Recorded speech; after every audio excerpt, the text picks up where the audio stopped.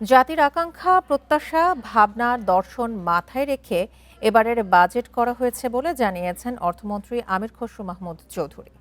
এ সময় তিনি বলেন, ভঙ্গুর অর্থনীতিকে বেগবান ও সমৃদ্ধ করতে বাংলাদেশ গড়ার লক্ষ্যে এই বাজেট। রাজধানীর গুলশান থেকে জাতীয় সংসদ ভবনে বাজেটে অধিবেশন পেশ করার আগে তিনি বলেন, এবারের বাজেট একটি ভিন্ন প্রেক্ষাপটে দেয়া হচ্ছে।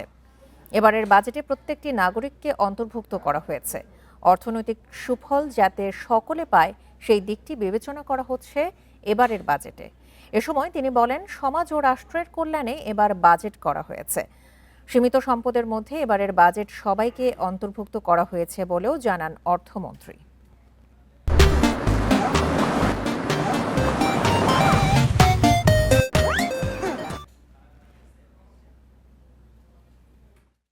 আজকে বহুদিন পর একটা নির্বাচিত সরকারের অধীনে একটা বাজেট হতে যাচ্ছে, যাতে প্রত্যাশা আকাঙ্ক্ষা অনেক বেশি, এবং আমরা জাতির সে আকাঙ্ক্ষা, ভাবনা, চিন্তা, দর্শন, আগামী দিনে তাদের প্রত্যাশাকে মাথায় রেখে বাজেটটা করার চেষ্টা করেছি।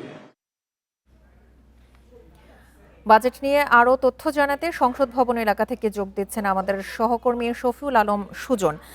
সুজন, অর্থমন্ত্রী তো ইতোমধ্যে অধিবেশনে বাজেট পেশ করার জন্য প্রস্তুতি নিয়েছেন। এখন পর্যন্ত অর্থমন্ত্রীর কাছ থেকে বাজেট নিয়ে সবশেষ কী তথ্য জানতে পেরেছেন?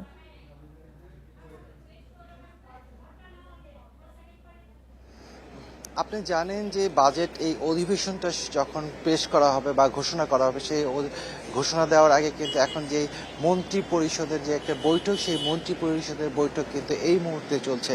এই মন্ত্রী পরিষদের বৈঠকে শেষ মুহূর্তে বাজেটে যদি কোনো ধরনের সংযোজন, কোনো ধরনের বিয়োজন থাকে, সেই জিনিসগুলি কিন্তু আসলে খুঁটিনাটি বিষয়গুলি আসলে দেখা হচ্ছে, এবং সেই বিষয়গুলি আসলে সর্বোপরি দেখার পর কিন্তু আসলে বাজেটটি অনুমোদন হবে, এবং অনুমোদনের পরে কিন্তু হচ্ছে বিকেল ৩টা বাজে সেই প্রধানমন্ত্রী তারেক রহমানের নেতৃত্বে প্রথমবারের মতো বিএনপির এই বাজেটে সেই বাজেটটা পেশ করা হবে, এবং জাতির উদ্দেশ্যে যে এই বাজেট পেশ করা হবে, এবার কিন্তু আসলে অর্থনীতির যে ভঙ্গুর দশা, সেই ভঙ্গুর দশাকে গুরুত্বপূর্ণ বিবেচনা করে আসলে বিভিন্ন দিক বিবেচনা করা হয়েছে। এই ভঙ্গুর দশাকে আসলে রক্ষা করার জন্য সবচেয়ে বেশি গুরুত্ব যেই বিষয়টি পাবে এবার হচ্ছে বলা হচ্ছে যে দীর্ঘদিন কর্মসংস্থান বা বেকারত্ব দূর করার জন্য আপনি জানেন যে প্রায় ৬,০০০ কোটি টাকার যে একটি প্রণোদনা আছে, সেই প্রণোদনার কিন্তু আসলে তহবিল কিন্তু আসলে কীভাবে কী হবে সেই জিনিসগুলো কিন্তু আসলে এবার বাজেটে আসবে। আরেকটা বিষয়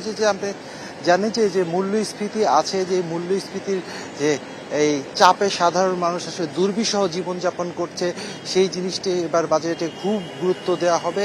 আরেকটি কথা না বললেই নয় যে এবার যে ব্যাংকিং সেক্টরে যে নানা ধরনের আসলে দুর্নীতি হয়েছে, বিশেষ করে হচ্ছে নামে বেনামে হচ্ছে ঋণ নিয়ে হচ্ছে পাচার করা হয়েছে, সেই পাচারকৃত অর্থগুলো আসলে কিভাবে ফেরত হবে সেই বিষয়গুলো কিন্তু বাজেটে উঠে আসবে বলে আমরা জানতে পেরেছি।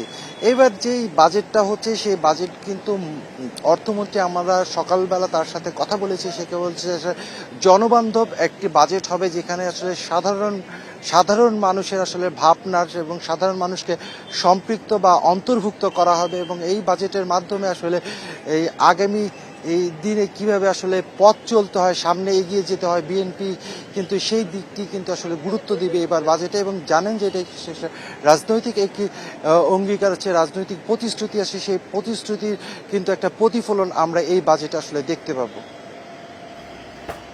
জাতীয় সংসদ ভবন এলাকা থেকে এখন পর্যন্ত বাজেটের সবশেষ তথ্য নিয়ে জানাচ্ছিলেন আমাদের সহকর্মী শফিউল আলম সুজন।